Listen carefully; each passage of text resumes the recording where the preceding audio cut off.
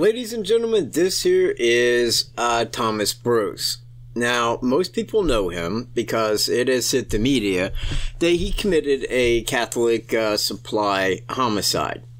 Now, Thomas Bruce did more than that.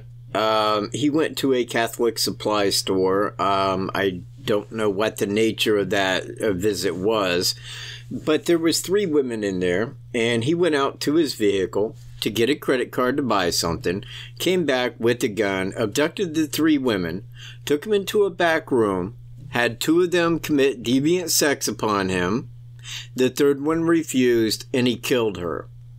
He also committed sodomy.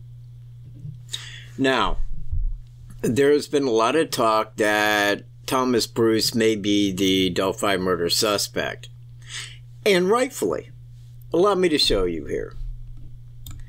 This is Thomas Bruce, and he does look a little bit like BG. I mean, I can see a resemblance between the two. I think it's the eyes that really stand out, and maybe the mouth and the facial hair. But he does kind of have a bridge guy look to him, at least in those respects. Alright, so Thomas Bruce, of course, he lived down in St. Louis, or right into that area. He had a "Don't Tread on Me" and an American flag, which is kind of respectable, and being respectable, he was also a pastor. And he started the, was that the Calvary Church, and that was down in Missouri. Now, the guy had handguns. He owned handguns. And down here to that here real quick, right there. So the couple's assets include a home in unincorporated St. Louis County valued at $70,000 and several firearms valued at $400, including an AR-15 Bushmaster, 3 handguns. One of them was a Glock 43. Now, the guy had never broken the law before. And I find that to be kind of odd, because at 53, to go in, commit 17 charges, which were sodomy, first-degree murder. He had the women commit deviant sexual acts upon him. The one that refused, he shot in the head and killed. Those are heinous acts. And for a first crime at 53, and again, this kind of goes right back to Delphi, because after the press conference, Kim Riley had told me, it's like the man had never committed a crime before. Well, now, that's easy to say if it's just DNA, but with DNA, they only take your DNA if it's an aggressive sexual act. You know, but a fingerprint, they will take that for anything. Now, if they have fingerprints in the Delphi crime, then it seems like that they would know almost right away whether Thomas Bruce had committed that crime or not, because they could look at his fingerprints. But if it's just DNA, then that's going to take a while for those results to come back, provided that he even gives DNA.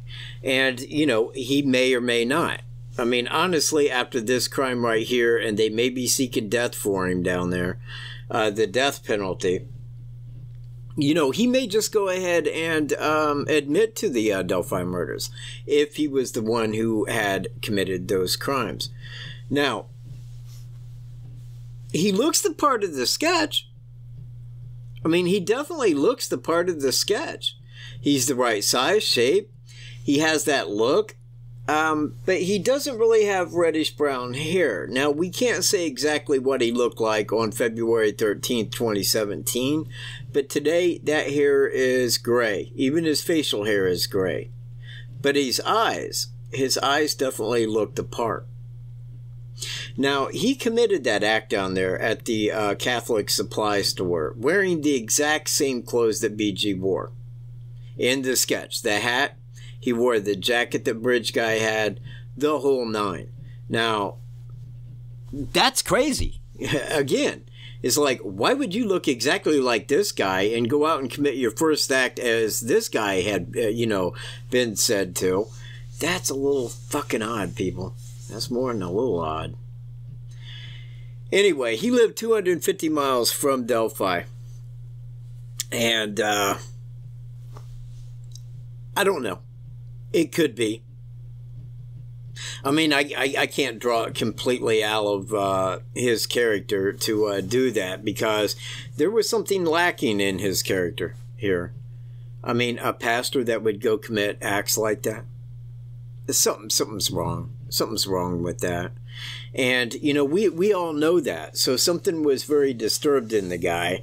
But to come all the way up at 250 miles to a small trail and to spend part of that day, you know, it just seems highly unlikely that that would be the case. Now, again, if they have the Delphi suspect's fingerprints, we'll know short time if it is him. If it's just DNA, it's going to take longer. But I think that we're going to find out here rather quickly whether it's him or not. I'm going to say that I don't believe that it is, but I think that there is a lot to look into. And if I was law enforcement, I would be looking into it. I would be comparing the fingerprints or, you know, however evidence that they have, because it could be him. And I'm not going to say it ain't, but we'll find out. So, is Thomas Bruce the Delphi murder suspect? I'm going to say it's doubtful that he came up here 250 miles and spent a day and got out in a vehicle unseen on his way. But it is conceivable. So let's keep our eyes on this story. And let's maintain that hope that it may be, because I want to see that monster behind bars. And we should know in at least some time.